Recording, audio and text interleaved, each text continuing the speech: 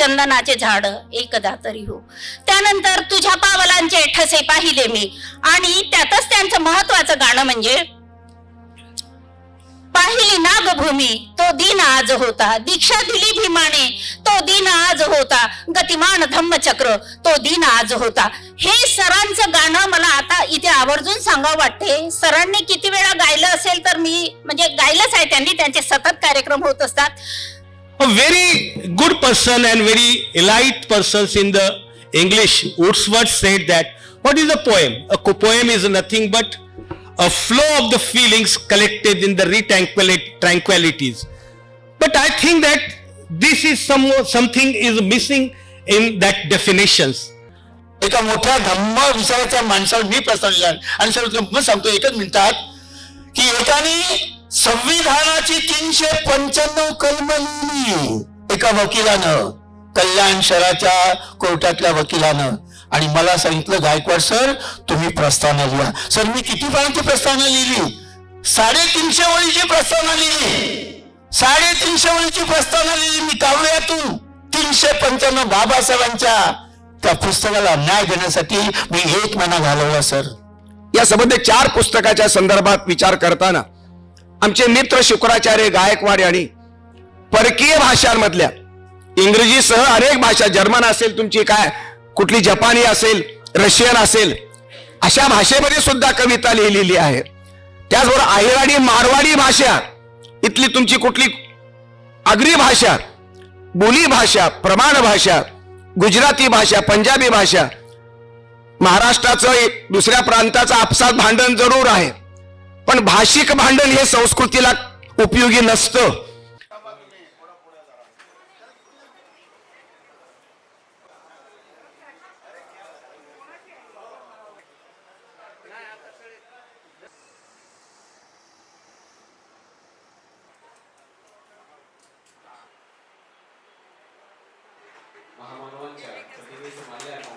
धगधगत राहते, अभिमान वाटावा, अपेक्षपणे करावी असं म्हणतात.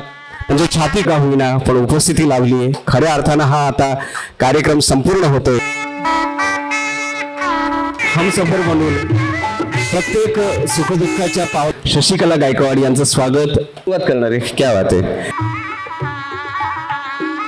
मनमोहक, प्रत्येकाच्या मन आणि मेंदूमध्ये ठसून राहणारा हा क्षण.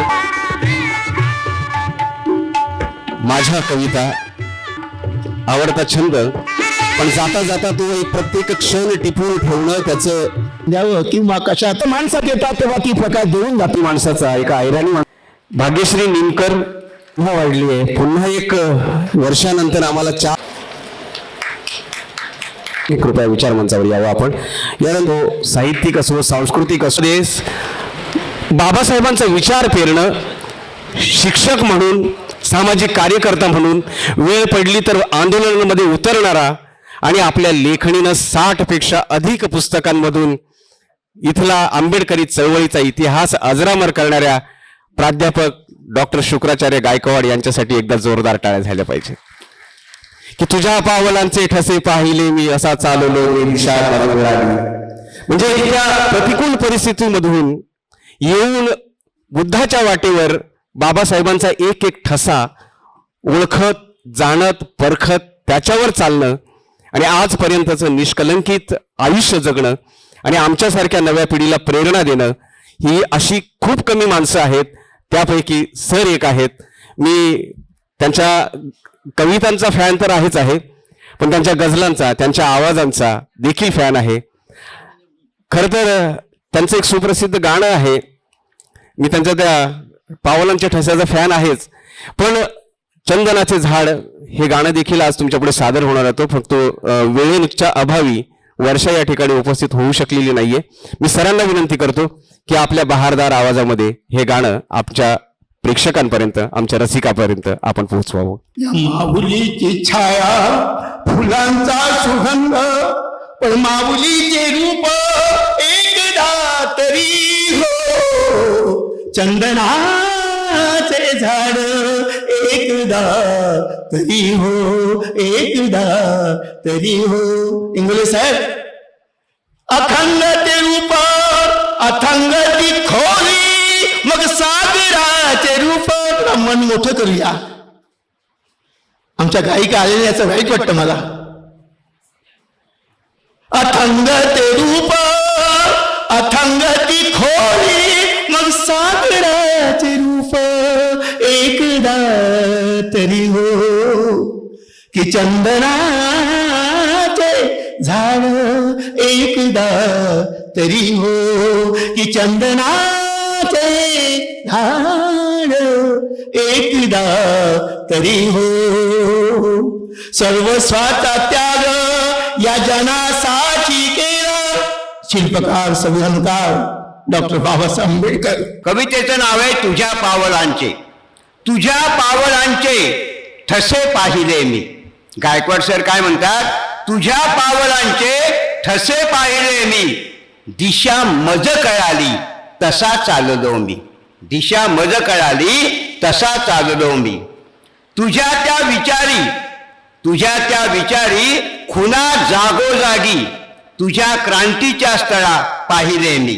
तव नामे अद्य सम्मान लभे, तव नामे अद्य सम्मान लभे, मुखे जय भीमं तथा वद्दी संगहं, मुखे जय भीमं तथा वद्दी संगहं. दान तू अन प्राण तू आणि या जीवाचा प्राण तू. दान तू अन प्राण तू आणि या जीवाचा प्राण तू आणि या जीवाचा प्राण तू. तू दिले पाणी आम्हास, तू दिले पाणी आम्हास, तळे ते चवदार तू, तळे ते चवदार तू. दान तू अन प्राण तू आणि या जीवाचा प्राण तू आणि या जीवाचा प्राण तू. नमस्कार सर्वांना. माय पोएम्स या कवितेतली कविता संग्रहातली कविता वाचते. जाणीव ना क्षणांची.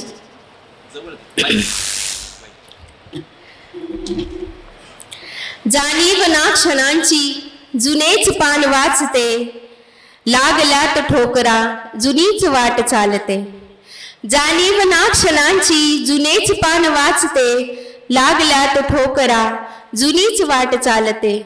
कंपित होई धरणी आभाळ कोसळावे, जगणे असेच असता का बंधने मी पाळते.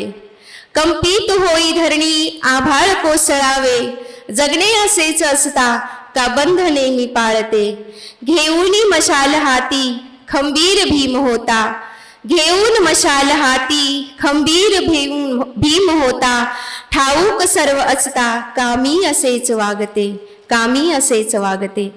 त्यागून जीर्ण साऱ्या त्या कल्पनायुगाच्या, त्यागून जीर्ण साऱ्या त्या कल्पनायुगाच्या. उगा इथे तिथेच मी का बरे रेंगाळते, उगा इथे तिथेच मी का बरे रेंगाळते.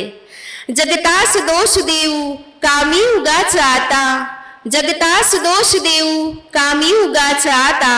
ना धम्म मज समजला का मी मलाच टाळते, का मी मलाच टाळते. जाणीव ना क्षणांची जुनेच पान वाचते, लागल्यात ठोकरा जुनीच वाट चालते, जुनीच वाट चालते. धन्यवाद. नमस्कार, मी ज्योती होसकोटी. आज पाऊस या प्रकाशन सोहळ्यात सहभागी होण्याचा मला खूप अभिमान आणि आनंद वाटत आहे. पाऊस ही कविता वाचताना मला एक वेगळाच अनुभव आला. पावसात भिजणाऱ्या गरिबातील एवं झोपडपट्टीतील मुलांचे जग, त्यांची स्वप्न, त्यांची धावपळ आणि जगण्याची झुंज हे सर्व अतिशय संवेदनशीलपणे शब्दबद्ध झाले आहे. आपण सर्वजण आकाशाकडे पाहत पावसाची वाट पाहतो, पण या कवितेत कवीने नजर जमिनीवर आणली आहे. त्या छोट्या झोपड्यांकडे, त्या कच्च्या घरांकडे जिथे पावसाचे आगमन म्हणजे ओलं, गळती छप्पर, भाकर भिजण्याची चिंता आणि तरीही त्या मुलांच्या ओठावर गाणंच असतं. गायकवाड सरांची ही कविता केवळ पावसाची नाही तर आशेची, संघर्षाची आणि जिद्दीची कहाणी आहे. त्यांची लेखन शैली साधी, हळवी आणि हृदयाला भिडणारी आहे. गायकवाड सरांनी आपल्या लेखणीतून समाजातील दुर्लक्षित वर्गाचे वास्तव केवळ दाखवले नाही तर त्यांची स्वप्नेही जपली आहेत. त्यांच्या प्रत्येक कवितेतून आपल्याला एक सामाजिक बांधलकीची जाणीव होते. आज या पुस्तकाच्या प्रकाशनाच्या निमित्ताने मी सरांचे मनपूर्वक अभिनंदन करते. त्यांच्या पुढील साहित्य प्रवासासाठी त्यांना मनपूर्वक शुभेच्छा. Before the rain comes, sights of all at the sky. Sir, it is not what we read, but what I understand, this makes learned. आपल्याला जे वाचून समजणार आहे तेच आपल्याला शिकवतं, अशा अर्थाने ही कविता तयार केली आहे. Before the rain comes, sights of all at the sky, but only sights of the thatch tears the cottages. Only sights of the thatch tears the cottage, their children not singing the song. Rain, rain comes, give you money. Rain, rain comes, give you money. Money as falls, rain is large.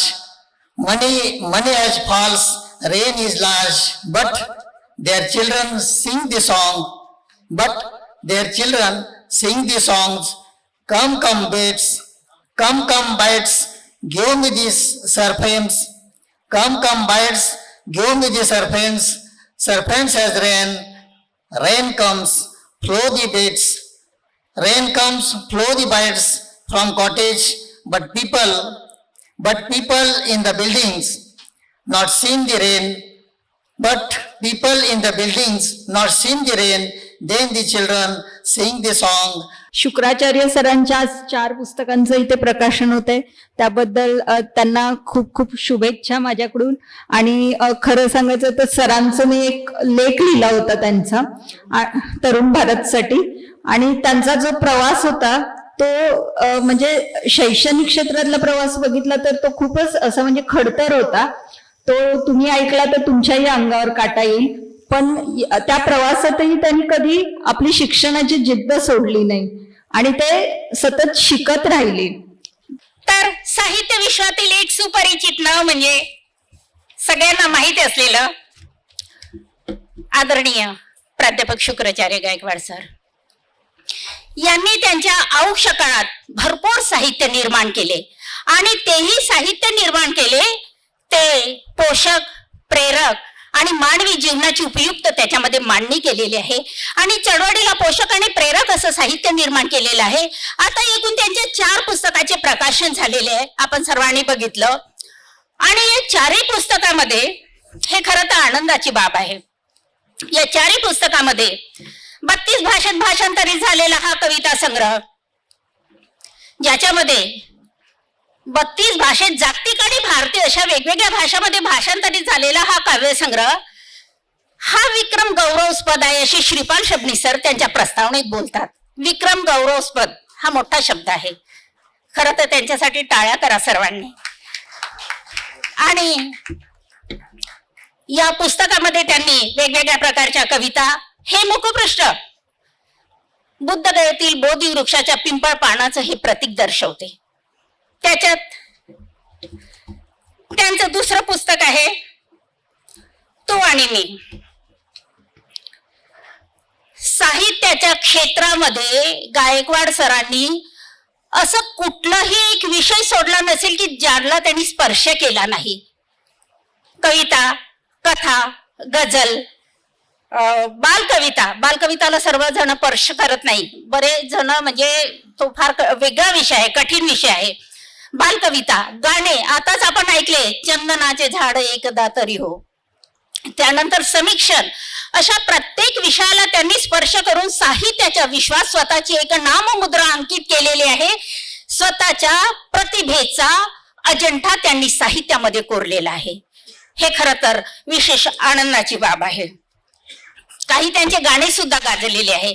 त्याच्यामध्ये आता सरांनी एक गाणं गायलं, मन आनंदाने अक्षरशः गहिवरून आलं, चंदनाचे झाड एकदा तरी हो.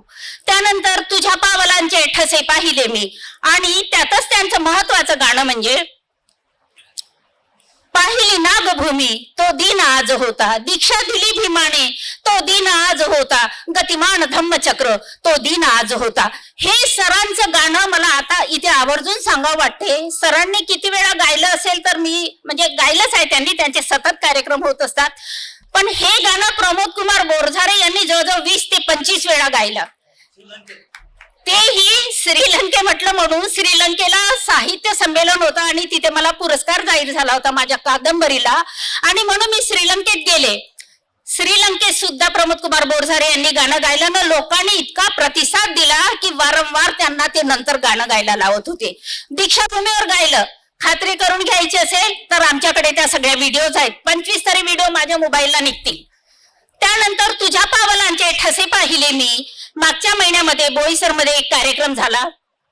तो कार्यक्रम घेतला धम्मप्रचारक संदेश गायकवाड सरांनी, आणि त्यांनी विद्यार्थ्यांना मार्गदर्शनपर तो कार्यक्रम होता की बाबासाहेब आंबेडकरांचे आदर्श विद्यार्थ्यांसमोर कसं ठेवावं.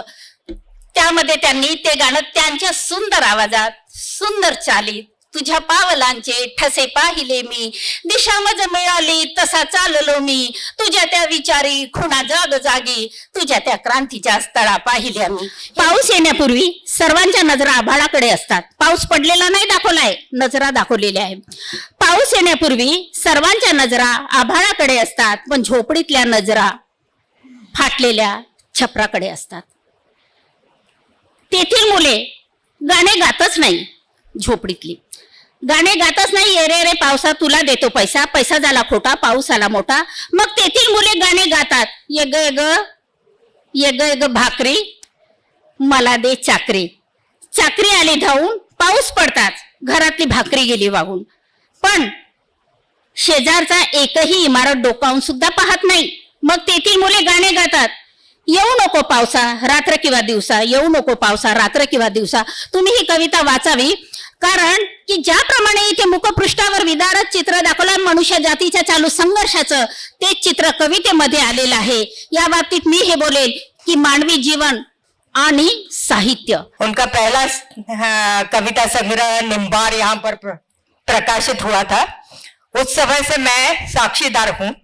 उनका इल्ली से तितली बन जाना मैंने देखा है. सर के साथ करीब करीब मैं 28 या 30 वर्ष में काम कर चुकी हूँ. पेडरकर कॉलेज में सर मराठी पढ़ाते थे और मैं हिंदी पढ़ाती थी. मैंने 36 साल 1980 से 2016 तक हिंदी पढ़ा है वहां पर. मैं महाराष्ट्रियन हूँ. मराठी मुझे अच्छी तरह आती है, लेकिन 36 साल पढ़ाते पढ़ाते हिंदी जबान हो गई. सर की जो आज 4 पुस्तकें प्रकाशित हुई है, उसमें से एक पुस्तक बुद्ध गया एक यात्रा अनुभव. जब सर यात्रा पर गए थे और 2 दिन के बाद ही वापस आ गए थे, तो वो किस्सा उन्होंने मुझे उस समय भी सुनाया था और उसके बाद वे लिखते चले गए.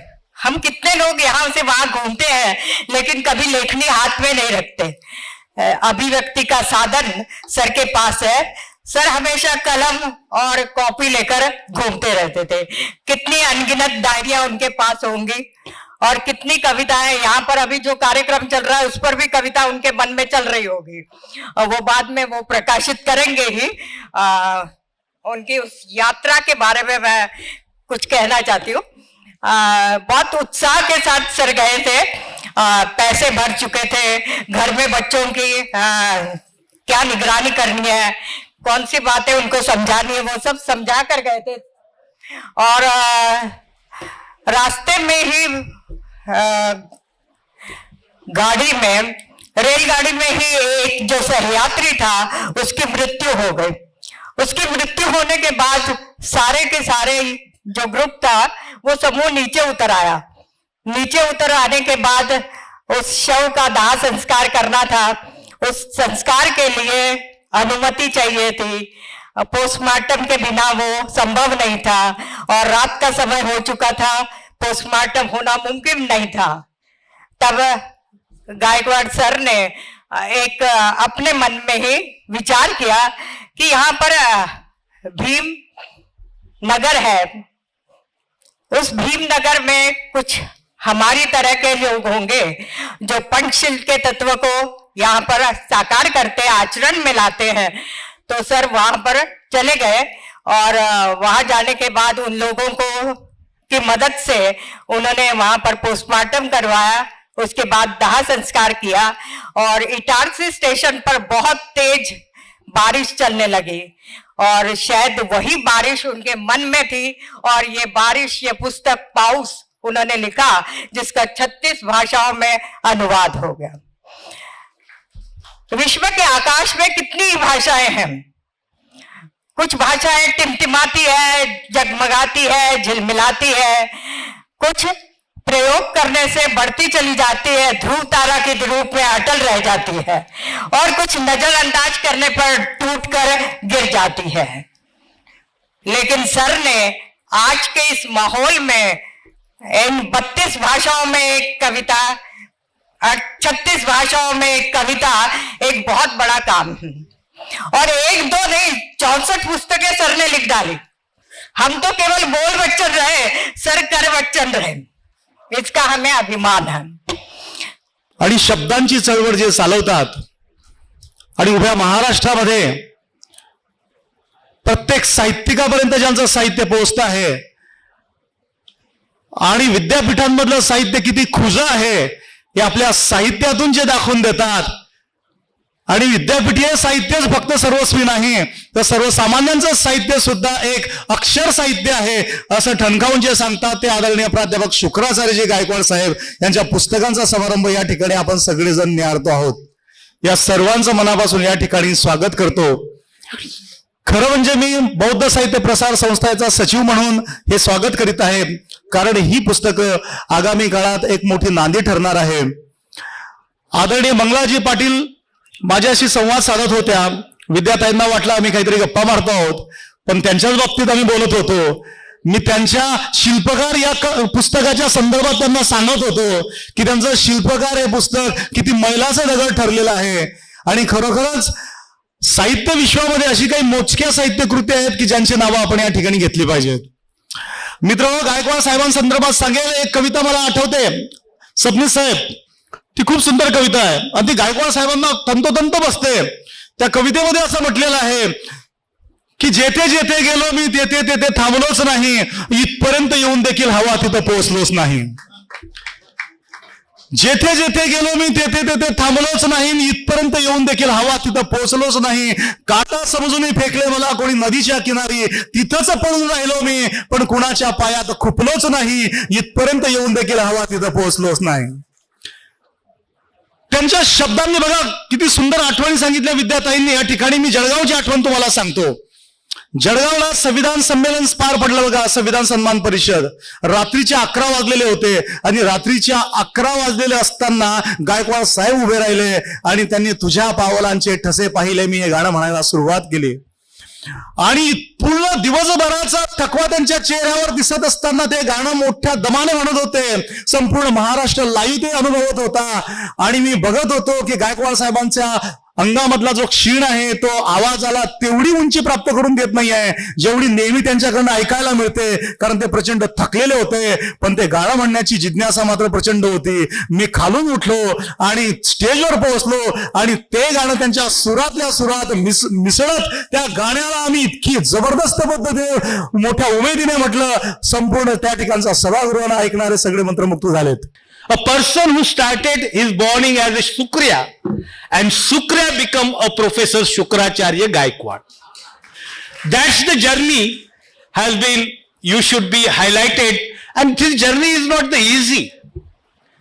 He himself has been quoted in his poem that many people has recited here की तुझ्या पावलांचे ठसे पाहिले मी, दिशा मज मिळाले तसे चाललो. That is simple thing. He has seen the footprint of the Dr. B.R. Ambedkar movement and automatically he got the such type of the inspirations and he standed in that way and he become a professor. What is a poem? I have gone through all the poems and I have learned and listened many times from his own voice. He basically started as a Qawwali guy, Qawwali singing. And from Qawwali singing, he has started his life, has become a professor.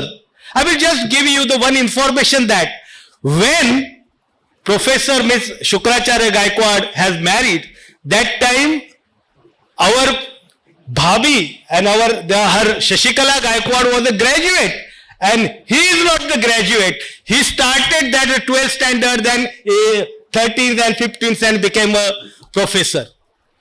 A very good person and very elite persons in the English, Wordsworth said that, what is a poem? A poem is nothing but a flow of the feelings collected in the tranquilities.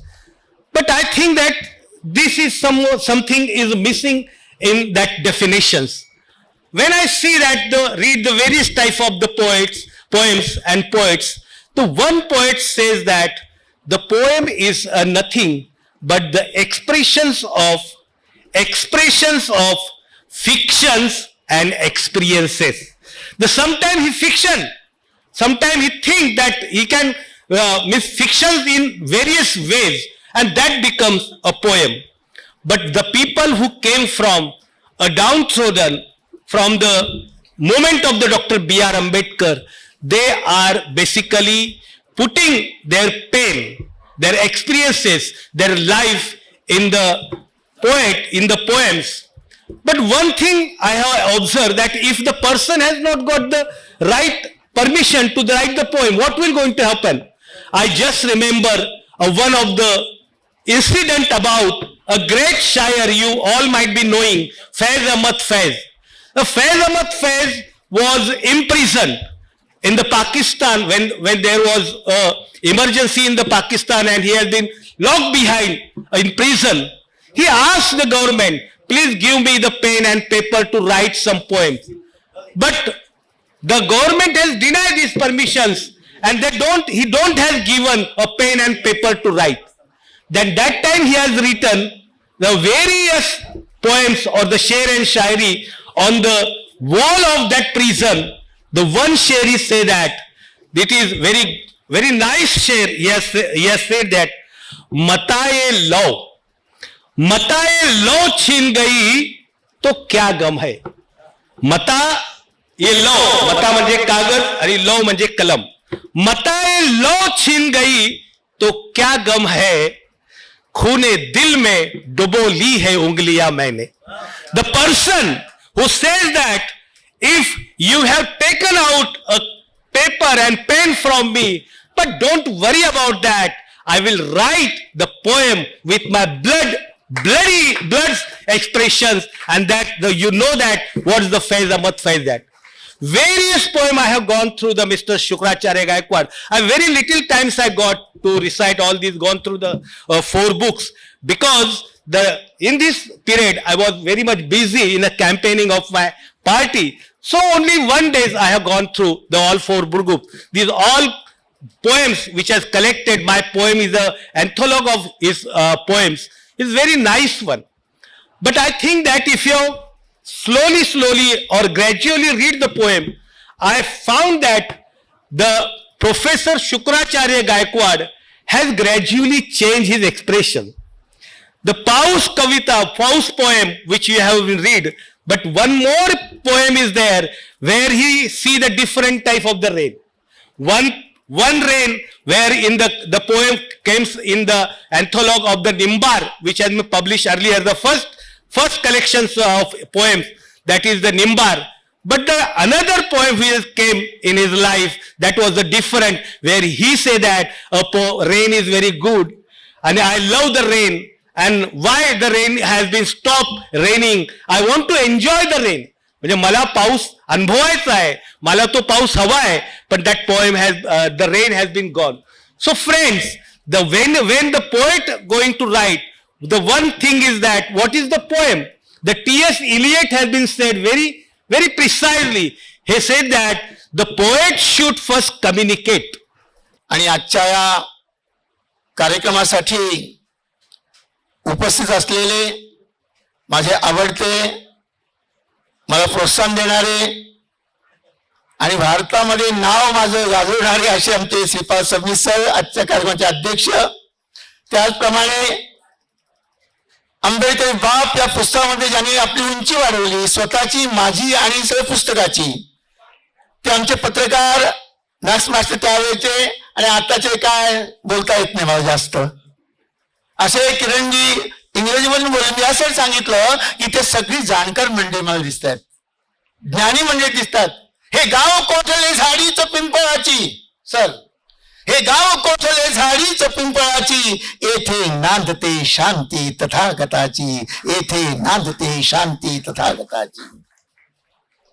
त्याचप्रमाणे आमच्या कवयित्री ज्यांचं पहिलं पुस्तक मी प्रकाशित केलं माझ्या हस्ते, त्याला प्रस्तावना मी लिहिली, त्या विद्या बोरजळे कवयित्री.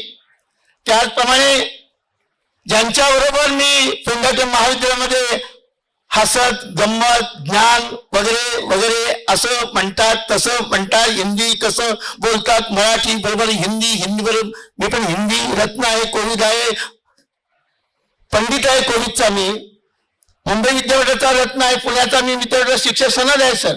त्यामुळे आमचं मराठी आणि हिंदी दोघांचं सारखंच होतं. मराठी बोलावं की हिंदी बोलावं त्या अशा आमच्या प्राध्यापक मंगला पाटील मॅडम. त्याचप्रमाणे माझी अगदी लाडकी पत्रकार, कधी त्यांना बोलवा, अगदी माझ्या बाल साहित्याच्या कार्यक्रमात त्या उपस्थित होत्या आमची जान्हवी पत्रकार. एवढे पत्रकार मी सगळ्यांना जाऊन भेटलो, थेटलो, म्हटलं वगैरे वगैरे. मला जे वाटलं कविता नाही करत, एकही पत्रकार आला नाही सर, हे नेहमीच आहे. मी इतकं विनंती करतो, मी म्हटलं तुमचा मान आणि सन्मान पण करीन, पण तुम्ही या ना. नाही येत, काय येत नाही मला माहित नाही, पण काही आले आमचे काही पत्रकार, त्याबद्दल मी धन्यवाद देतो. त्यानंतर माझा मुलगाच म्हणून ज्याला मानतो संजय सारखाच, ते भरत शिरसाट, नाही बोलत जास्त, ते बोलले माझ्याविषयी. माझी पत्नी इथे बसलेली आहे, मी तिला म्हटलं तू घर सांभाळ. मी 8 ते 9 वर्ष डिग्री घेत राहिलो, त्यामुळे तुम्ही शिका, मी घर पाहते. आणि तिने घर पाहिलं आणि माझा संसार छान चाललेला आहे सर. त्यातून माझी सुनबाई, माझा मुलगा, माझा एक मुलगा गोव्याला आहे, त्याने मला खूप मदत केली अनेक बाहेरच्या भाषेतून. मी गोव्याला गेलो, त्यांना भेटलो, अनेक भाषेकारून अनुवाद करणाऱ्यांना. एखादी चूक होऊन जाते, किरण सोडणे बरोबर बोलले, कारण माझं इंग्रजी किंवा इतरांचं इंग्रजी, मी मराठी माणूस, मराठी प्राध्यापक, तर एखादा अनुवाद करताना चुकला असेल तर किरणजी आपण पुढल्या नक्कीच ती सुधारणा करू आणि दुसरी पुस्तकं 1000 काढू, 1000. पेन्शन कशासाठी माझी, त्याच्यासाठी आहे. आणि म्हणून या ठिकाणी अनेक पत्रकार आलेले आहेत, त्यांना मी धन्यवाद देतो. अनेक मान्यवर आहेत सर, फक्त मी नाव वाचून बोलणार नाही, तुम्हीच बोलायचं आहे. इथे मान्यवर अनेक, चुकून कोणाचं नाव राहिलं माझ्याकडनं, मला सगळीच नावं पाठ आहेत, अगदी स्पीकरवाला आमचा खंडापर्यंत. तर या ठिकाणी मग रमेशजी, प्राध्यापक रमेशजी जाधव आमचे आहेत, सुयुक्त कल्पेश केणे ते आले बाहेर गेले होते. त्यानंतर यशवंतजी गायकवाड, अशोकजी गायकवाड, धम्मकिरण चंदे आमचे. त्याचप्रमाणे सुनीलजी पवार, शिवा इंगोले साहेब आमचे कविवर्य, प्रमिला सावंतजी कार्यकर्त्या, किशोर मगर कार्यकर्ते, अशोक गायकवाड आमचे गुरुसेचे माझा भाऊ, राजरत्न राजगुरू जे मगाशी आले जोकर म्हणून, ते आमचे कलाकार आहेत, त्यांना मी सम्राट, विनोदी सम्राट पुरस्कार मी दिलेला आहे. त्यानंतर डॉक्टर संगीता जाधव या आल्या, त्यांना वाचत होतं पालीमधून, माझ्या मिसेसची पाली भाषा वाचली. आणि म्हणून कवयित्री कुलकर्णी मीना मॅडम लक्षात घ्या, पण 5 पुस्तकांना माझ्या प्रस्तावना आहेत, त्यांच्या पुस्तकांना, 5 पुस्तकांना. हे महत्वाचं आहे सर. ते कुठे नाही गेले, प्रवीण दोंडेकडे गेले नाही, अशोक बाजूकडे गेले नाही, अशोक नागावकडे गेले नाही, म्हणजे शुक्राचार्य गायकवाड सर आहेत आमचे, त्यांचीच मी प्रस्तावना घेणार. आणि 5 पुस्तकांना माझ्या प्रस्तावना घेतल्या. इथे कवयित्री कुलकर्णी मॅडम नाव घेतलं मी आता. अर्चना मोहिते आहेत आमच्या गायिका, निवेदन करणाऱ्या. त्यानंतर सूर्यवंशी सर माझे आलेत. आयराणी भाषा मसारे कविता भारी असे. इथे अन्य आयराणी भाषेत 2-3 माणसं आहेत, मी बोलत नाही, पण आयराणी भाषेतली मंडळी आहेत. सर्वांना वेळ होतो आहे. आणि खंडाकडे स्पीकरवाले, त्यानंतर पत्रकार, सर्व माझे बंधू आणि भगिनींनो, कवी मधुकर भोसले, त्याचप्रमाणे मॉर्निंग वॉकचे आमचे सगळे इथे आलेले आहेत, त्यांचे नाव घेत नाही, आमचे साहेब इथे बसलेले आहेत. कोकाटे साहेब कुठे आहेत, उभे राहा, तुमचा मी सत्कार करू इच्छितो. तुम्ही मगाशी आला नाहीत, पण सर यांनी कालच माझ्याकडनं 1000 रुपयाची पुस्तक घेऊन गेले. तर त्यांचा सर प्लीज सत्कार तुम्ही करा. हा, त्यानंतर अभिमन्यू भाईराव आमचे आलेले आहेत, सुनील पवार आले आहेत, डॉक्टर गायकवाड सर त्यांच्याबरोबर अजून आमचे प्राध्यापक आलेले आहेत, आमचे नारायण जाधव सर, त्यांचे चिरंजीव सारा विमानतळावरून आलेले आहेत, सुनील पवार आमचे आहेत मागे बसलेले, कवी मधुकर भोसले नाव घेतलं, देशमुख साहेब आमचे मित्र आलेले आहेत डोंबिवलीमधले, धन्यवाद. त्यानंतर कवी दुसरे कवयित्री लता पाटील आमचे आलेले आहेत, कवयित्री विनोदी कविता आठवण मला एक कविता बोलला द्या ना, म्हटलं भाषांतर झालेलं आहे तुम्ही बसा शांत. कवी प्रभाकर मगरे, अशी बरीच मंडळी आहेत सर. मी सर्वांना धन्यवाद देतो की आपण इथे आलात. मला वाटलं होतं की हॉलमध्ये जागा पुरणार नाही, परंतु अनेक कार्यक्रम आहेत, कोणाची लग्न, कोणाचं काय तरी बऱ्याच गोष्टी आहेत. सिद्ध जाधव आलेले आहेत, आजारी असताना ऑपरेशन झाले सर बायपास, ते खंडा यातून टिटवाळून आले आहेत. बंधू आणि भगिनींनो, माझ्या कविता बाहेर ठेवलेल्या आहेत, ज्यांना आवडतील त्यांनी ती घ्यावी. 4 पुस्तक घेतली तर ती 350 रुपयामध्ये मी देणार आहे. एका पुस्तकाची किंमत, प्रत्येक पुस्तकाची किंमत फक्त 100 रुपये ठेवलेली आहे. प्रकाशाला सांगितलं जास्त किंमत वाढवू नका, कमीच करा, त्यांनी 100 रुपये ठेवले. आणि एक पुस्तक आहे बुद्ध घ्या, एक प्रवास अनुभव, ते हिंदीमधून आहे, त्याची किंमत 50 रुपये ठेवली आहे. लोकांपर्यंत जावे. अनुभव काय, जे ना देखे कभी ते देखे कभी, कभी के आगे होता है सबसे बड़ा अनुभव. तर मी आता बोलत नाही, मी सर्विस सरांनी बोलावं. सर इथे सगळे जाणकार ज्ञानी मंडळी आहेत, आणि डोंबिवली नुसतं नाही, तो ठाणे जिल्ह्यातून सगळे लोक आलेले आहेत, काही महाराष्ट्रातून आलेले आहेत तिथे मंडळी, पुण्याहून वगैरे, ठाण्याहून, मुंबईमध्ये वसईपासून सगळे आलेले. कोणाचं नाव राहिलं असेल मला क्षमा करा, कारण सगळ्यांची नावं घेणं वेळ जाईल, सगळी नावं पाठ आहेत.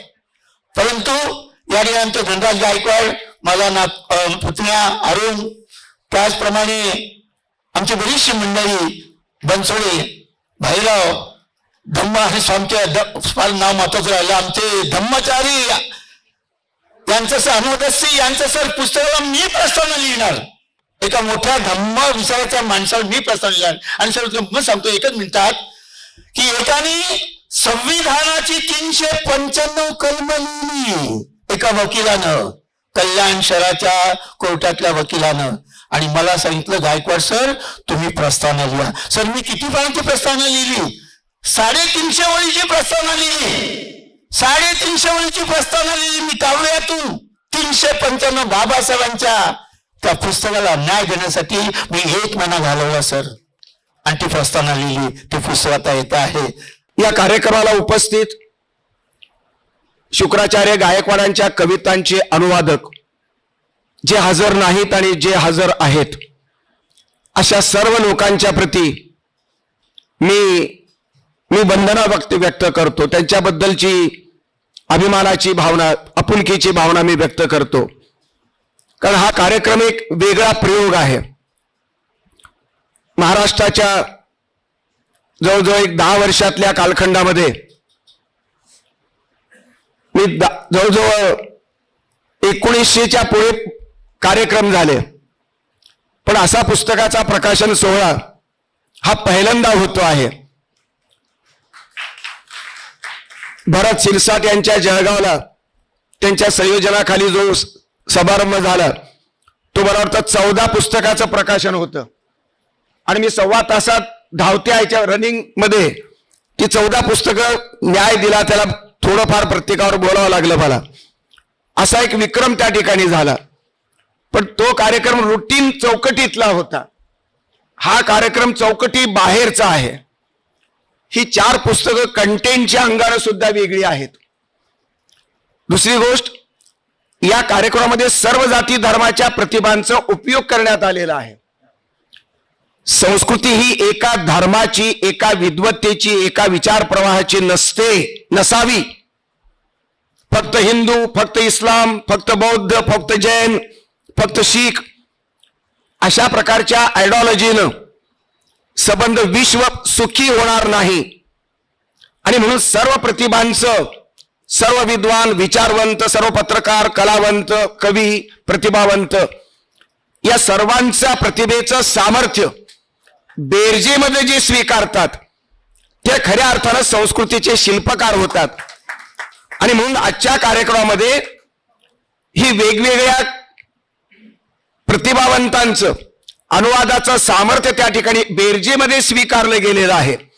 आणि शुक्राचार्य गायकवाडांची ही सर्वसमावेशक प्रतिभा आणि सर्वसमावेशक भूमिका मला अत्यंत महत्वाची वाटते. त्यांचा गौरव करण्यासाठी माझ्याकडे शब्द अपुरे आहेत.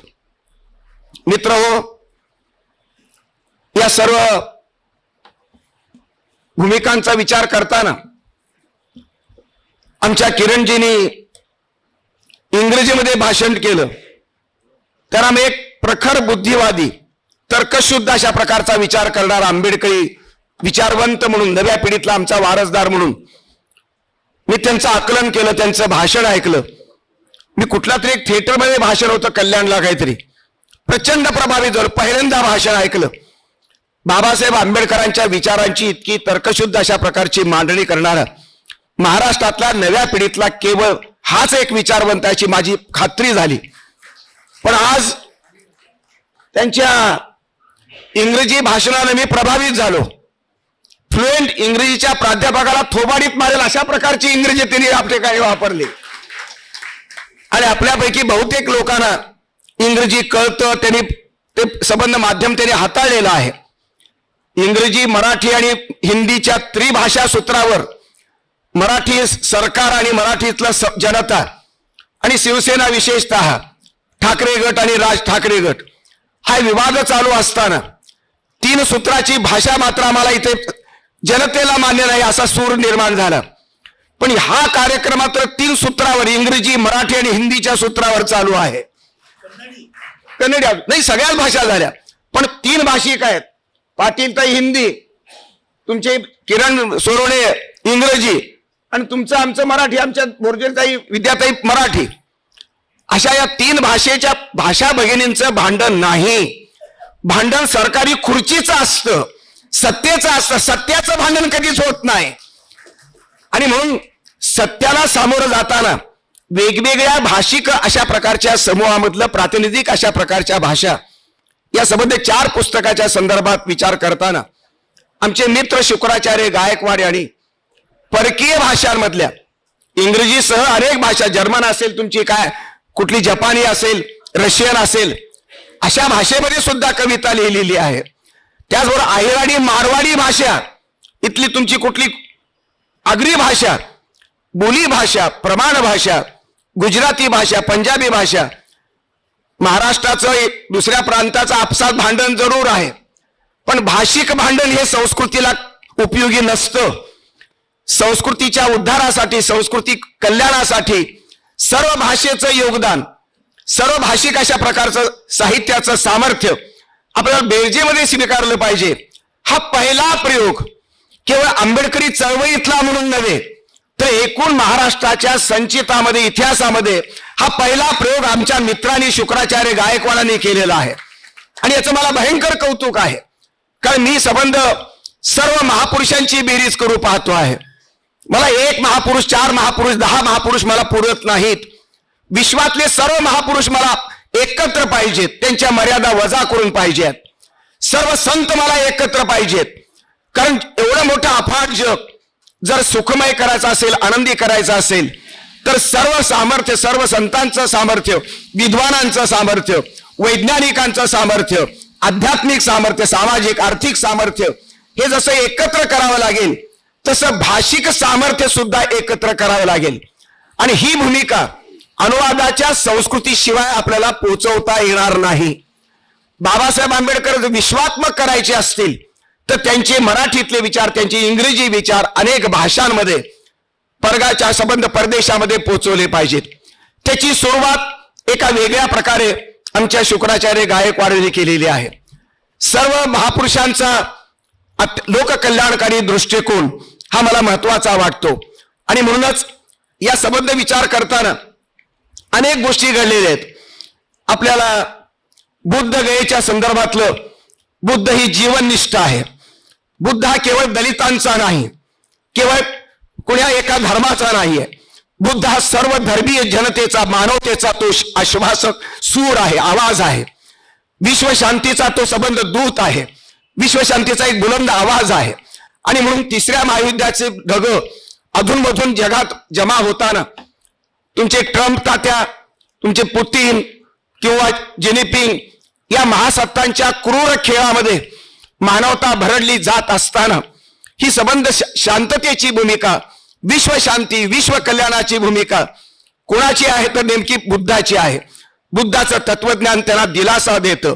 म्हणून मोदी, पंतप्रधान मोदीच्याही तोंडामध्ये बुद्ध आहे, ओबामाच्या तोंडामध्ये सुद्धा आहे. आणि म्हणून सर्व जगातली शांततावादी जनता बुद्धाकडे अपेक्षेनं पाहते आहे, गांधीतल्या महात्म्याकडे अपेक्षेनं पाहते आहे, महावीर जैनांच्या अहिंसेकडे ती अत्यंत अपेक्षेनं पाहते आहे. या बुद्ध गयेचा प्रवास आमच्या शुक्राचार्य गायकवाड यांनी करण्याचा प्रयत्न केला. सबूत लोक घेऊन गेले होते, पण अत्यंत दुर्घटना झाली. शिंदे नावाच्या सदग्रस्ताचं त्या ठिकाणी निधन झालं. त्यांनी जाताना ड्रॅगन पॅलेस पाहिलं, दीक्षाभूमी नागपूरची त्यांनी अनुभवली. पण बुद्धगया आणि सारनाथला मात्र दौरा अपूर्ण सोडून तुफान अशा प्रकारचं वारं आलं असताना, त्यामध्ये उडून जायची भीती असताना अशा प्रकारचे एक थरारक, चित्त थरारक अशा प्रकारचे प्रसंग, नाट्यपूर्ण प्रसंग त्यांनी अनुभवला आणि तो जसाच्या तसा मांडला. प्रवास वर्णन इतकं हॉरिबल असू शकतं, इतकं वेदनायुक्त असू शकतं, हे फक्त मराठीतलं शुक्राचार्य गायकवाडांचं छोटंसं पण अत्यंत महत्वाचं प्रवास वर्णन वाचून मला वाटतं. मित्र, पाऊस नावाची कविता अनेकांनी या ठिकाणी वर्णन केलं, सुंदर वर्णन केलं. आमच्या ज्योतिताईने केलं, आमच्या वक्त्यांनी पण केलं. हा पाऊस खरं म्हणजे झोपडीतलं दैन्य दारिद्र्य मांडणारा पाऊस आहे.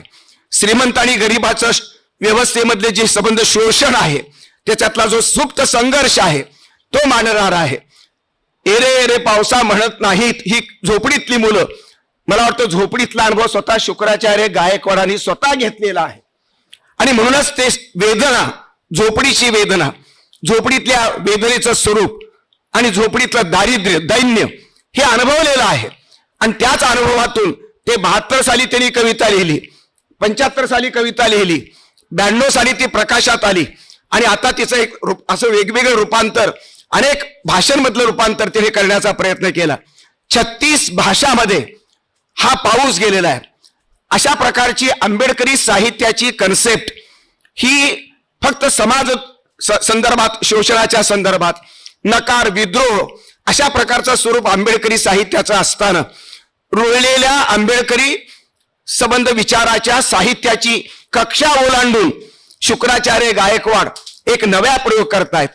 पावसाबद्दल बाबासाहेबांनी किंवा दलित साहित्यिकांनी फारसं लिहिलेलं नाही, पण ही आमच्या शुक्राचार्य गायकवाडांची उडी एकंदरीत 36 भाषामध्ये एकदम पडते. आणि त्यामधलं हे संबंध जे बाबासाहेबांनी दुःख मांडलं, दलितांचं, मजुरांचं, कामगारांचं, स्त्रियांचं, उपेक्षित वंचितांचं दुःख जे मांडलं, तोच विचार प्रमाण मानून त्यांनी पावसाची संबंध कल्पना, ही संबंध वास्तवता त्यांनी झोपडीच्या अंगानं मांडलेली आहे. तिथली मुलं पावस नको, आमची भाकरी वाहून जाते, हा त्याच्यातला सुप्त भाव आहे. ज्यांच्या चुली थंड होतात, ज्यांची भाकरी वाहून जाते, अशा लोकांना कशासाठी पावसाची गरज आहे. आणि म्हणून पाऊस शेतकऱ्यासाठी पाहिजे, श्रीमंतासाठी हवा आहे, पण गरिबांचे हाल होतात, त्याची जीवनाची संबंध शोकांतिका होते. आणि म्हणून ही शोकांतिका टाळण्यासाठी पावसाला नको म्हणणारी अशा प्रकारचा प्रतिभेचा हुंकार शुक्राचार्य गायकवाडांनी या ठिकाणी मांडलेला आहे. मित्र हो, एकंदरीत नव्या प्रयोगाची ही मूल्य व्यवस्था आपण समजून घेताना राजकारण, समाजकारण, धर्मकारण आणि संबंध साहित्य, संस्कृती, कला, तत्वज्ञान, अर्थशास्त्र, समाजशास्त्र हे सर्वांचं शुद्धीकरण करण्याची आज गरज आहे. आणि शुद्धीकरणासाठी अशा प्रकारची विवेकी, वस्तुनिष्ठ, विचारवंत माणसं ही आपल्याला पोचली पाहिजे, त्यांच्यावर प्रेम केलं पाहिजे, जे तुम्ही सर्वांनी प्रेम करता आहात. आणि म्हणून वेगवेगळ्या संदर्भातलं शुक्राचार्य गायकवाडांचं कर्तृत्व मला अत्यंत महत्वाचं वाटतं. संगीतापासून ते बुद्ध तत्वज्ञानापर्यंत, आणि दुसऱ्या धर्माच्या, दुसऱ्या तत्वज्ञानाचा निषेध नाही, लोकशाही मूल्यांना समांतर जाणारी त्यांची साहित्य परंपरा ही जर आपण लक्षात घेतलीत तर अशाच प्रकारचा लेखक हा संबंध समाजाला, संस्कृतीला उभारी देऊ शकतो. आपल्याला संविधान सुसंगत संस्कृती निर्माण करायची आहे. एका धर्म आपल्याला मान्य नाही आहे, एक धर्माची संस्कृती आपल्याला मुळीच मान्य नाही, कोणताही धर्म असो. धर्माचा टिळा संविधान लावत नाही. आणि म्हणून बाबासाहेबांचं संविधान हे संबंध आपण समजून घेताना धार्मिक संस्कृती वजा करून संविधान संस्कृती त्या ठिकाणी यावी असा प्रकारचा प्रयत्न सर्व लेखकांचा आहे. दुसरी गोष्ट, आता धर्म आक्रमक झालेल्या कालखंडामध्ये, धर्म अशुद्ध झालेल्या कालखंडामध्ये, धर्माचं कर्मकांड वाढलेल्या कालखंडामध्ये आपले संबंध खरा धर्म कुंठित झालेला आहे. कुठलाही शुद्ध धर्म अस्तित्वातच आहे की नाही तो अंग चोरून बसलेला आहे. आणि म्हणून अशा परिस्थितीमध्ये शुद्ध धर्म, शुद्ध राजकारण, शुद्ध समाजकारण, शुद्ध साहित्यकारण, शुद्ध कलाप्रेम या संबंध या नव्या मूल्यांची गरज आपल्याला ती आहे. ती लेखक शुक्राचार्य गायकवाडांसारखी माणसं, विवेकानं जगणारी, विवेकानं लिहिणारी, विवेकानं बोलणारी, विवेकानं अशा विचारवंत म्हणून भूमिका बजावणारी अशीच माणसं या नव्या लोकशाहीचं नेतृत्व करू शकतात. मला राजकीय नेते हे लोकशाहीचा आज मला नायक दिसत नाहीत. ते नरेंद्र मोदी असोत की फडणवीस असोत, ते शरद पवार असोत की उद्धव ठाकरे असोत की श्रीकांत शिंदे असो, यापैकी कोणीही नायक होणार नाही. नायक होणार ते अशा प्रकारची भूमिका, समाज शुद्धीकरण, संस्कृती शुद्धीकरण, साहित्याचं शुद्धीकरण, विचारांचं शुद्धीकरण हे घेऊन चालणारी जी माणसं आहेत तेच फक्त शुद्धीकरण करू शकतात आणि संस्कृतीला नवीन बळ देऊ शकतात. यातून नवी लोकशाही जन्माला येईल. लोकशाही जर मजबूत करायची असेल, लोकशाहीतला भ्रष्टाचार, लोकशाहीतला व्यक्तिवाद, लोकशाहीतले दोष जर टाळायचे असतील, घालवायचे असतील तर तुम्हाला सांस्कृतिक शुद्ध लोकशाही निर्माण करावी लागेल. आणि शुक्राचार्य गायकवाडांसारखी माणसं आपल्या शुद्ध लेखनातून, विचारातून दिशा दिग्दर्शन करून बाबासाहेब आंबेडकर बुद्धाचा विचार पुढे नेत असताना ही लोकशाही समृद्ध करतायत. संविधान सुसंगत, संविधानाच्या प्रकाशात ते विचार मांडताहेत. संविधानाच्या प्रकाशात धर्म, संविधानाच्या प्रकाशात तुमची लोकशाही, संविधानाच्या प्रकाशात राजकारण, संविधानाच्या प्रकाशात गरिबांचं लोककल्याणकारी समाजकारण, अर्थकारण अशा प्रकारची मांडणी ही शुक्राचार्य गायकवाडासारखे विवेकवादी अशा प्रकारचे लेखकच करू शकतात. म्हणून हे संस्कृतीचा खरा नायक हे राजकारणी नेते नसून आता हे सांस्कृतिक सिद्धीकरण करणारे हे लेखक विचारवंत आहेत असं माझं प्रामाणिक मत आहे. आणि या संबंध मताला आमच्या शुक्राचार्य गायकवाडांची ही संबंध साहित्यिक संपदा उपयुक्त ठरते आहे. मला नवल या गोष्टीचं वाटतं की आमचे किरणजी अत्यंत प्रखर अशा प्रकारचा माणूस आहे, पण तो ज्या ठिकाणी जातो आहे, ज्या पक्षात काम करतो आहे तिथे संविधान घेऊन गेलेला माणूस आहे. संविधान घेऊन गेलेला माणूस आहे. श्रीकांत शिंदेच्या पक्षाला किंवा दुसऱ्या कोणत्या पक्षाला संविधानाची आठवण नाही. घर घर तिरंगा हे तुम्ही मांडता, पंतप्रधान मांडतात, पण घर घर संविधान का नाही? घर घर तिरंगा मांडता तुम्ही, हे सगळ्याला सांगता. तिरंगा हा आपलं राष्ट्रीयतेचं प्रतीक आहे, पण संविधानामध्ये विचार आहे, संविधानामध्ये शुद्ध लोकशाहीची सूत्र आहेत, संविधानामध्ये लोककल्याण समाजवाद आहे, संविधानामध्ये सेक्युलरिझम आहे. ही दोन मूल्य महत्वाची आहेत आणि संविधानाच्या समाजवादाला आणि सेक्युलरिझमला समांतर सुसंगत अशा प्रकारची मांडणी शुक्राचार्य गायकवाडांच्या विचारात आहे. या 4 पुस्तकात आहे. म्हणून ही 4ही पुस्तकं आपण विकत घेऊन जावं. मित्र म्हणून त्यांनी देऊ नये आणि तुम्ही घेऊ नये. आपण जरूर विकत घ्यावा असं मला वाटतं. मित्र, खूप चांगला कार्यक्रम संपन्न झालेला आहे. या संबंध कार्यक्रमामध्ये स्त्री पुरुष वक्त्यांचा समतोल साधलेला आहे. इथे आपल्या श्रोत्यामध्ये सर्व जाती धर्माचे लोक आहेत, कुलकर्णीपासून कांबळेपर्यंत. आमच्या मंचावरती सुद्धा पाटील आहेत, सबनीस आहेत, आमचे सोनवणे आहेत. अशा प्रकारचा भारत मला संस्कृतीमध्ये पाहिजे आहे, राजकारणात पाहिजे आहे, समाजकारणात पाहिजे. तोच भारत समर्थ होईल.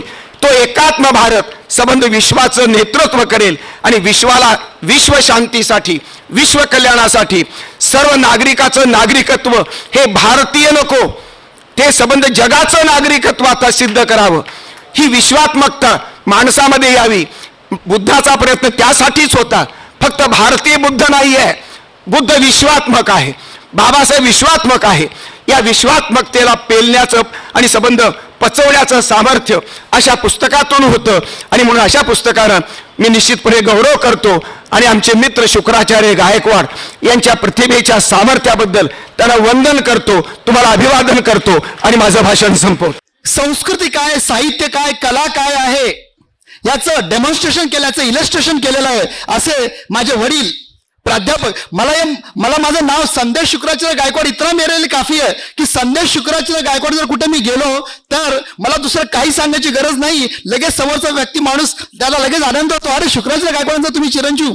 तर अशा त्या शुक्राचार्य गायकवाडांचं मी सर्वप्रथम अभिवादन करतो, अभिनंदन करतो, हार्दिक आभार मानतो की त्यांनी आम्हाला संपूर्ण डोंबिवलीकरांना आणि ठाणे जिल्ह्यामध्ये त्यांनी जे कार्य करत आहेत धार्मिक, सामाजिक, साहित्यिक, कला क्षेत्रामध्ये त्या सर्व कार्याला मी त्यांचं वंदन करतो, त्यांचा आभार मानतो, त्यांचं अभिनंदन करतो. धन्यवाद सर्वप्रथम.